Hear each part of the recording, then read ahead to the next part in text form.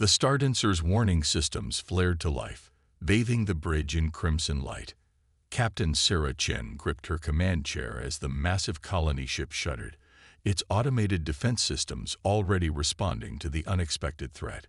Through the main viewport, she watched as 3 crystalline vessels emerged from what appeared to be tears in the fabric of space itself, their surfaces refracting starlight like faceted diamonds. "Status report," she barked, her eyes never leaving the alien ships. Dr. Marcus Rivera, the ship's chief xenobiologist, spoke first. "They're unlike anything in our database, Captain. The energy readings suggest their hulls are some kind of living crystal. They're growing as we watch." The Stardancer carried 10,000 colonists in cryosleep, searching for a new home after Earth's resources had finally been depleted. They were meant to be humanity's fresh start, not its final chapter. "Their weapons are charging," Lieutenant Kira Patil announced from the tactical station, her voice steady despite the tension. "Energy signatures are off the charts. Our shields won't hold against that kind of firepower." Sarah's mind raced. The Stardancer wasn't a warship. It was a vessel of hope, carrying families, scientists, and dreamers. But now, those dreams were threatened by beings who hadn't even bothered to attempt communication. "What about the quantum fold drive?" she asked, turning to Chief Engineer James O'Malley. "It's not meant for combat maneuvers, Captain," he replied, his Irish accent thickening with stress. "But if you're thinking what I think you're thinking, it might just work." Sarah nodded. "Begin emergency wake-up procedures for essential personnel only. Keep the majority in cryo. Kira, prepare to dump our waste plasma directly into their path. James, I need the fold drive ready on my mark." The crystalline ships moved with an eerily organic grace, spreading out to surround the Stardancer. Their surfaces rippled and flowed, generating what looked like crystalline flowers that Sarah suspected were weapon ports. "They're broadcasting something," Communications Officer Chen Wei announced. It's not a language. More like a song, but it's causing interference with our systems." Sarah felt a chill run down her spine. "They're not trying to talk to us. They're trying to hack us." The first blast from the alien vessels struck the Stardancer's shields, causing cascading failures across multiple decks. Emergency bulkheads slammed shut as sections began to decompress. "Shields at 40% and falling," Kira reported. "We can't take another hit like that." Sarah leaned forward in her chair. "Release the plasma on my mark. James, synchronize the fold drive with the plasma release. We're going to give these crystals something to sing about." The alien vessels moved closer, their surfaces now completely covered in the strange, flowering weapon ports. They were beautiful in their deadliness, like frozen explosions in space. "Now," Sarah commanded. The Stardancer's plasma vents opened, releasing a cloud of superheated waste material directly into space. At the same moment, James activated the quantum fold drive, not to jump away, but to create a localized distortion in spacetime. The results were spectacular. The plasma, caught in the quantum distortion, created a rapidly expanding sphere of energy that wrapped around the crystalline ships. Their surfaces began to vibrate at frequencies visible to the naked eye. "Their crystalline structure is destabilizing," Marcus reported, excitement in his voice. "The combination of heat and quantum distortion is causing a chain reaction in their molecular structure." The alien vessel's surfaces cracked and splintered, their beautiful deadly forms breaking apart under the stress. But Sarah knew they couldn't celebrate yet. "Get us out of here, maximum thrust. Plot a course into that nebula." She pointed to a distant cloud of gas and dust that might shield them from sensors. As the Stardancer limped away, Sarah watched the remains of the crystalline ships scatter across space like a shower of diamonds.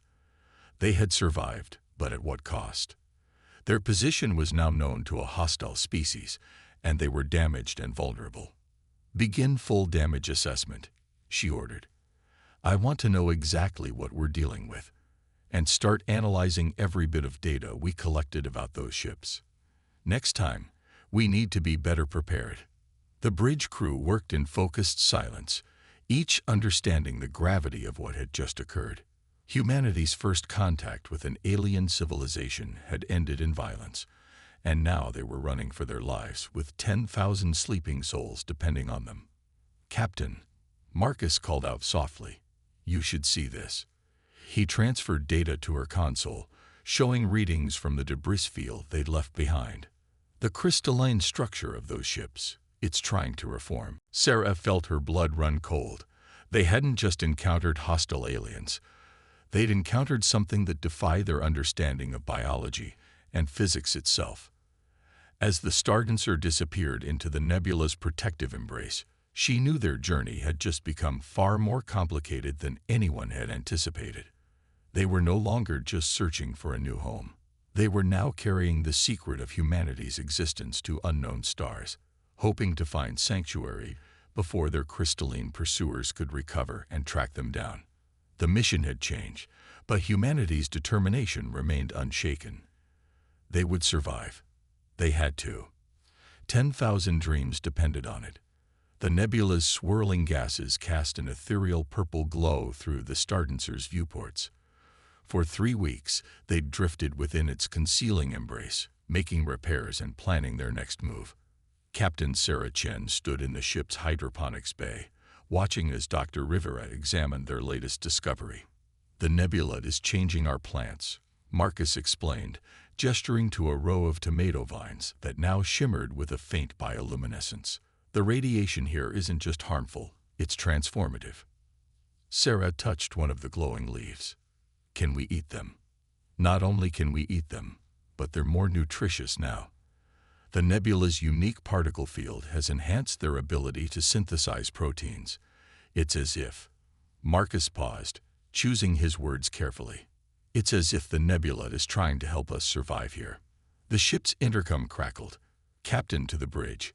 Kira's voice carried urgency but remained controlled. "We've detected something." In the 3 weeks since their encounter with the crystal ships, the crew had developed a new kind of vigilance. Sarah hurried to the bridge, finding her officers gathered around the main sensor display. "Look at this." Chief O'Malley pointed to a series of energy signatures. "The nebula's not just radiation and gas. There's structure to it. Artificial structure." The display showed a network of energy pathways throughout the nebula, like veins in a living organism. They pulsed with regular patterns, suggesting purpose rather than natural phenomena. "It's a defense system," Kira realized aloud. "Ancient, but still active. That's why the crystal ships haven't followed us in. They can't." Sarah studied the patterns. "Can we use this? Understand it?" "Already working on it," James replied. "The energy signatures are similar to our quantum fold drive, just millions of years more advanced. I think this whole nebula might be an ancient sanctuary." The revelation sparked a series of rapid decisions. They began mapping the energy pathways, learning to navigate them safely. The Stardancer's systems, initially hampered by the nebula's radiation, began adapting. Just like the plants in hydroponics, the ship itself was being transformed. "We've found something else," Chen Wei called from communications. "The energy patterns. They're carrying data. Ancient records." Over the next days, they discovered they weren't the first refugees to hide in the nebula. The data streams told stories of countless civilizations that had sought sanctuary here, each contributing to the nebula's defensive network before moving on.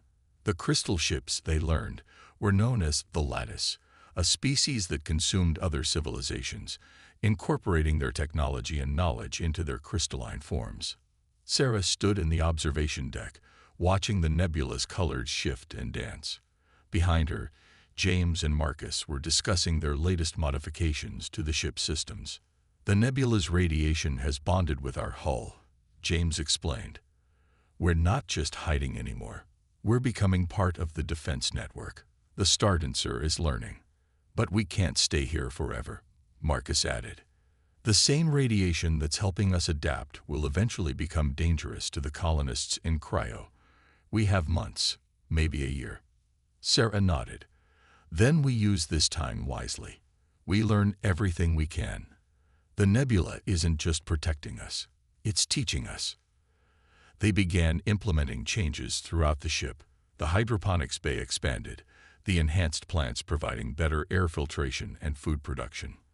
The hull's new properties allowed for better energy efficiency and sensor capabilities.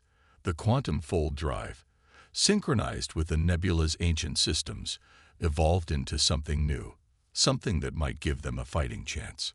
But they weren't just surviving. They were understanding. The nebula's archived data revealed patterns in the lattice's behavior, weaknesses in their crystalline nature. Every civilization that had passed through had contributed their knowledge.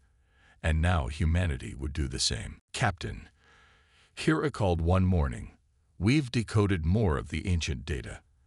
There are others out there, survivors of lattice attacks, civilizations in hiding, just like us. And she paused, her expression brightening. There's a network, a way to contact them. Sarah felt a smile form. The nebula hadn't just given them sanctuary, it had given them hope. Humanity wasn't alone in its struggle against the lattice. They had unknowingly become part of something larger, a hidden alliance of survivors and resistors. Begin preparations, she ordered. We'll contact the others, but we do it carefully. The Stardancer isn't just carrying Earth's future anymore. We're carrying its legacy. We'll show these other civilizations what humanity does best. Adapt, overcome, and unite against impossible odds. As the nebula's gases swirled around their transformed ship, Sarah knew they had found more than a hiding place. They had found their purpose. The Stardancer would emerge from this cosmic chrysalis as something new, not just a vessel of survival, but a symbol of resistance. The lattice had meant to destroy them, but instead, they had helped forge humanity's role in a galaxy-spanning alliance. The real challenge was just beginning. The Stardancer's transformed hull hummed with energy as Captain Chen reviewed the latest communication from their newfound allies. 3 months in the nebula had changed everything, including what they thought was possible. The Meridians have confirmed our theory, Dr. Rivera reported, his excitement barely contained. The crystalline structure of the lattice ships isn't just their technology, it's their weakness. They're perfectly ordered systems, and perfect order can be disrupted. The bridge's holographic display showed data from multiple surviving civilizations. The Meridians, beings of pure energy who had escaped the lattice centuries ago. The Voraks, silicon-based entities who had lost their homeworld, but preserved their knowledge. Each had contributed pieces to a puzzle humanity was uniquely suited to solve. It's like a symphony, Chen Wei explained, her fingers dancing over her console. The lattice ships communicate through crystalline harmonics. Break the harmony, and you break the ships, James finished. He pulled up schematics of the modifications they'd made to the Stardancer. We've integrated the nebula's defense systems with our quantum fold drive. But here's the real breakthrough. We're not just copying the ancient technology. We're improving it. Sarah watched as the display showed their hybrid system in action.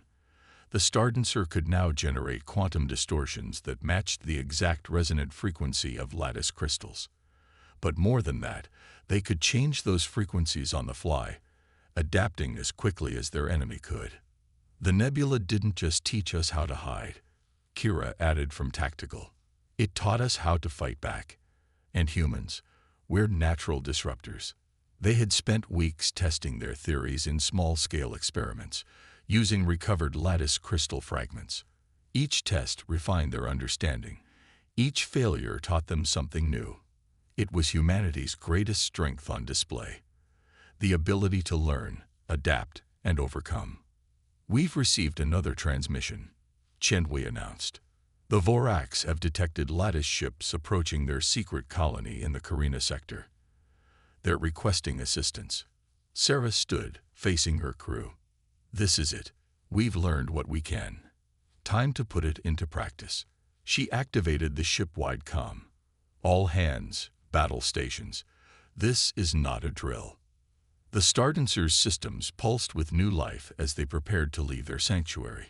The nebula's gases seemed to part before them, creating a clear path to open space. They weren't running anymore.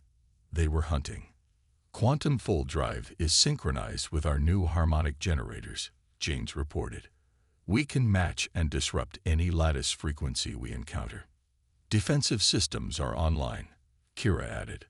The hull's new properties will give us limited cloaking capabilities once we're out of the nebula.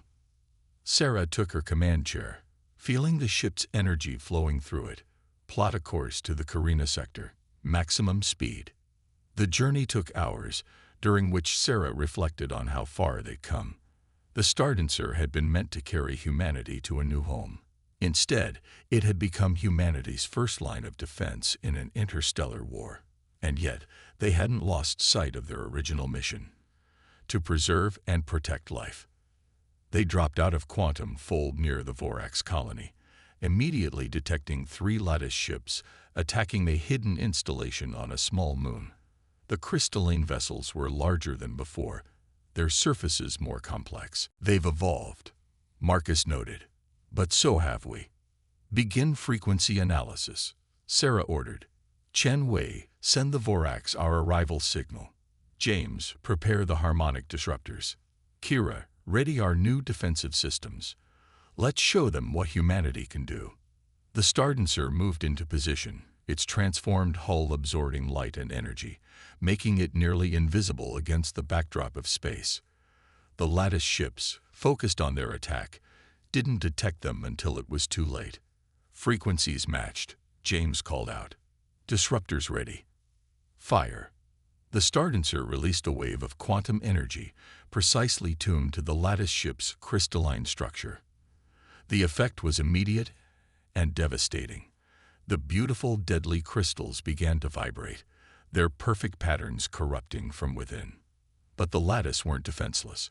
One ship turned, its surface flowing like liquid crystal, adapting to the attack. A beam of concentrated energy lanced out toward the Stardancer. Brace for impact, Sarah called, but the ship's new defenses held. The nebula-enhanced hull absorbed the energy, redistributing it through its network of veins. They're already adapting, Marcus warned. Analyzing new frequency patterns now. Then we adapt faster, Sarah replied. James, begin randomized frequency shifts. Chen Wei, coordinate with the Vorax. Let's catch them in a crossfire. What followed was a battle unlike any in human history. The Stardancer danced through space, its systems singing in harmony and discord, breaking down the lattice ship's perfect structures while avoiding their increasingly desperate attacks. The Vorax joined in, their ancient weapons complementing the Stardancer's new capabilities. One by one, the lattice ships shattered, their crystalline forms breaking apart into clouds of inner fragments. As the last ship fell, a cheer went up from the bridge crew. They had done it. Humanity had proven itself not just as survivors, but as protectors. Incoming transmission from the Vorax colony, Chen Wei announced. They're thanking us. They say no one has ever defeated a lattice attack force so completely. Sarah smiled. Tell them this is just the beginning. The lattice thought perfect order was power. We'll show them that real strength comes from adaptation, from chaos and creativity. She looked at her crew, humans who had taken alien technology and made it their own, who had turned a weapon of last resort into a tool of liberation. Send word to our other allies, she ordered.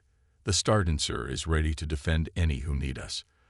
The age of running and hiding is over. The transformed colony ship hung in space, its hull glowing with absorbed energy, a beacon of hope for all those who still resisted the lattice's perfect crystalline order. Humanity had found its place in the galaxy, not as mere survivors, but as champions of evolution and change. The war room aboard the Stardancer hummed with activity as representatives from a dozen species gathered around the holographic display. 6 months had passed since their first victory against the lattice, and everything had changed. Captain Sarah Chen watched as James O'Malley demonstrated their latest breakthrough. The quantum resonance network is expanding, he explained, gesturing to points of light scattered across the galactic map. Each allied ship we upgrade becomes another node in the system. We're not just fighting the lattice, we're creating an immune system for the galaxy.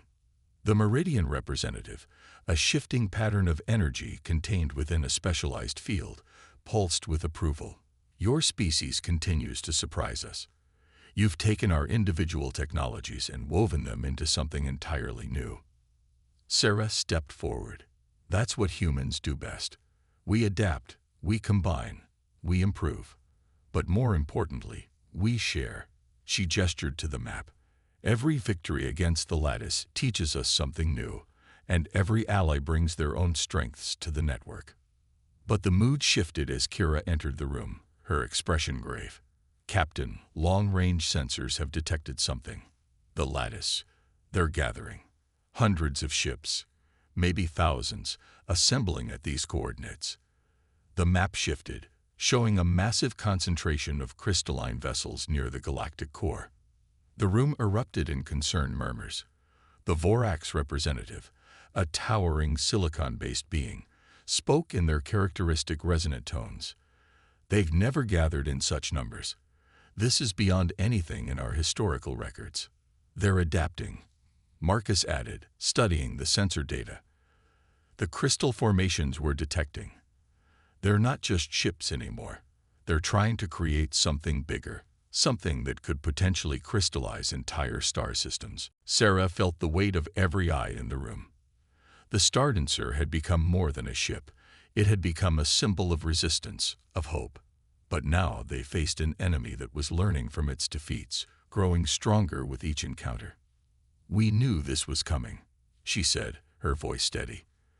"The lattice represents perfect order, and we've been introducing chaos into their system.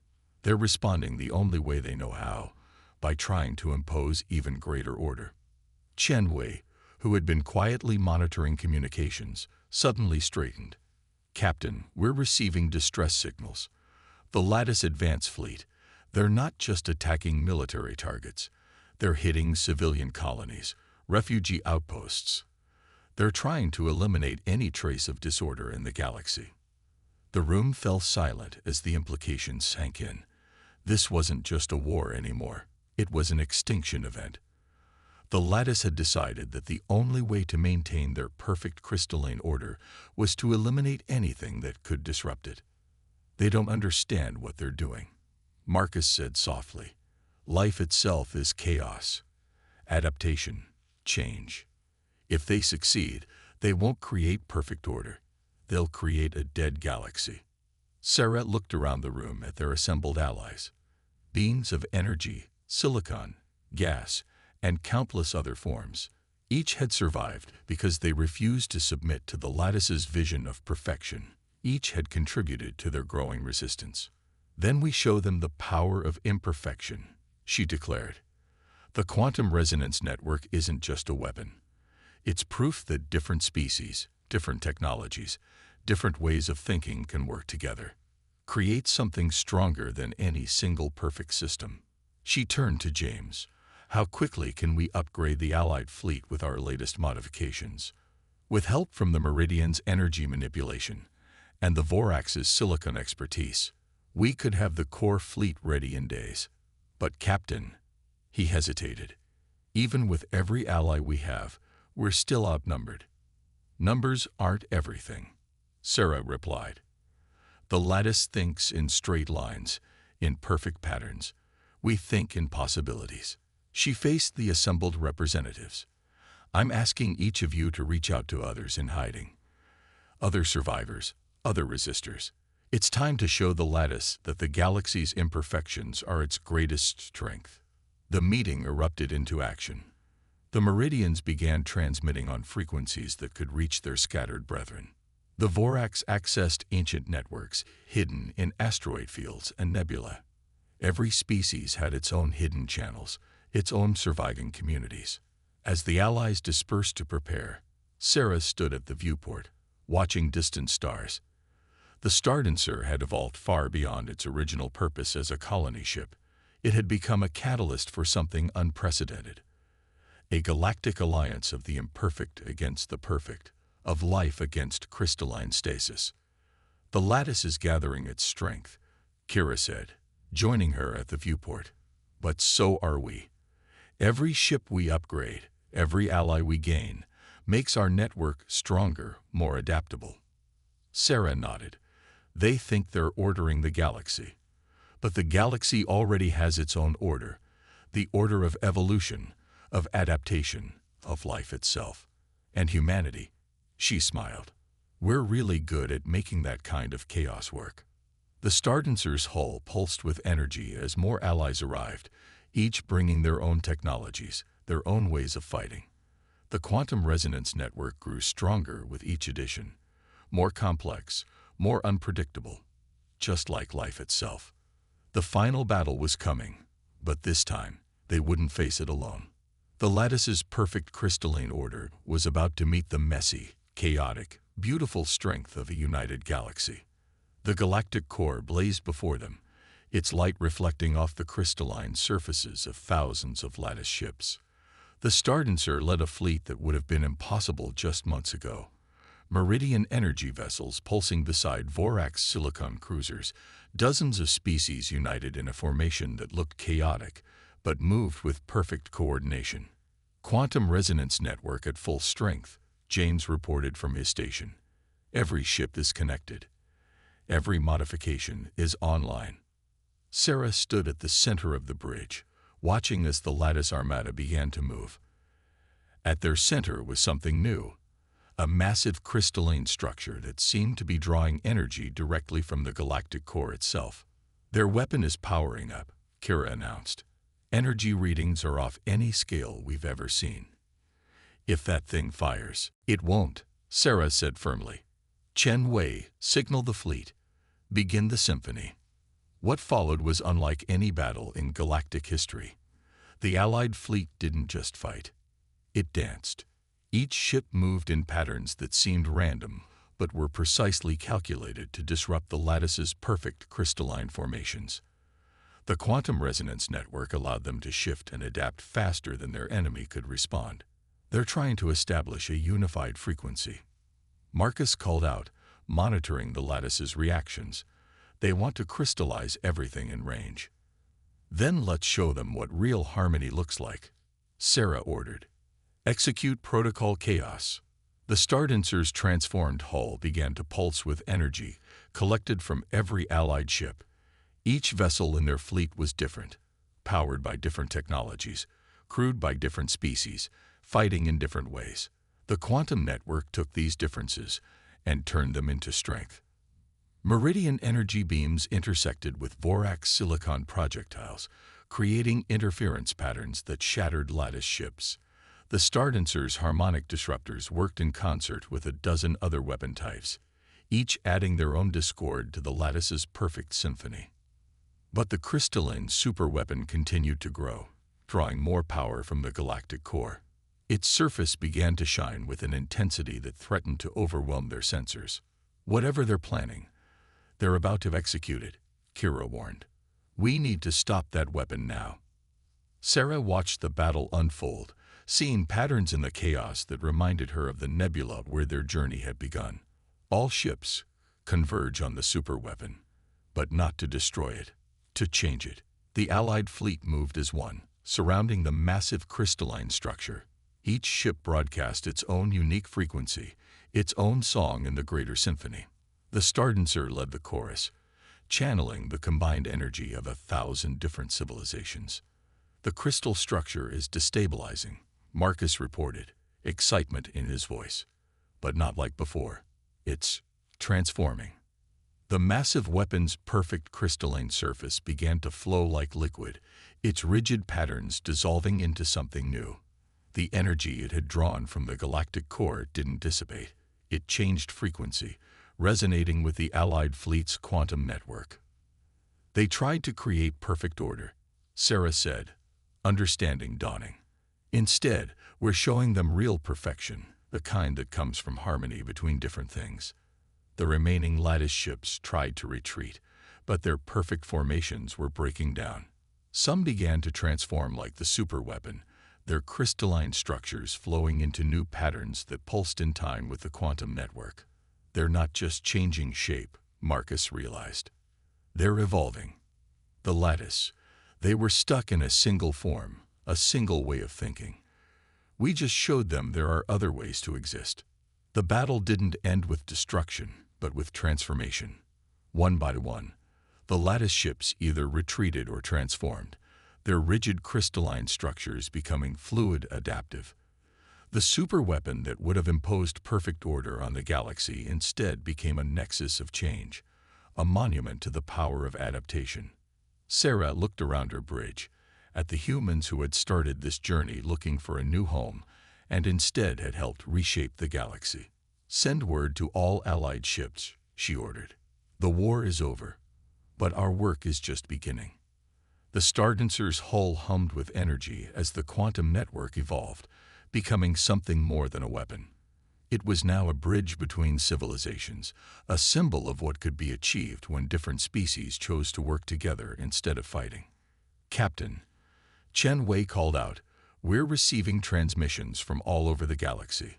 Other species coming out of hiding. They're asking to join the network." Sarah smiled. "Tell them all are welcome. The galaxy doesn't need perfect order. It needs unity and diversity, strength and adaptation." She looked out at the transformed superweapon, now a shimmering nexus of possibility. The Stardancer set out to find humanity a new home. Instead, we helped make the galaxy itself a home for everyone. As the Allied fleet regrouped around the galactic core, their ships moving in beautiful, chaotic patterns, Sarah thought about how far they'd come. The lattice had sought to impose their vision of perfection on the galaxy. Instead, humanity had shown them, and everyone else, that true perfection wasn't about rigid order or flawless symmetry. It was about adaptation, about change, about finding strength in differences and beauty in chaos. The Stardancer had become more than a ship, more than a weapon. It had become a symbol of humanity's greatest gift to the galaxy, the understanding that imperfection, adaptation, and chaos weren't weaknesses to be eliminated. They were the very things that made life worth living.